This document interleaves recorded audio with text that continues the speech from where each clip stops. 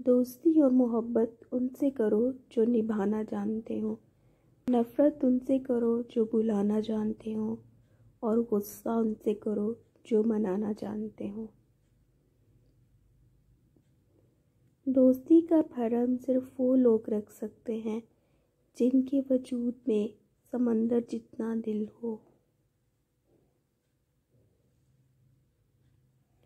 उस शख्स में हरगिज़ दिलचस्पी न लो जो तुमसे दूरी इख्तियार करता हो। जो दुख दे उसे छोड़ दो, लेकिन जिसको छोड़ दो उसे दुख ना दो।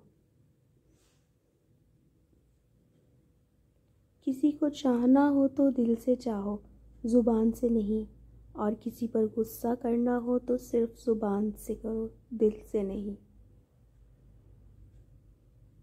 दोस्त की गलती रेत पर लिखो ताकि पानी इसे मिटा दे, और दोस्त के एहसास पत्थर पर लिखो ताकि कोई इसे मिटा ना सके। अस्सलाम वालेकुम फ्रेंड्स, आई होप आप सब ठीक होंगे। अगर आपको मेरी वीडियो पसंद आई है तो प्लीज़ लाइक करें, शेयर करें एंड मेरे चैनल को सब्सक्राइब करें। Thank you very much.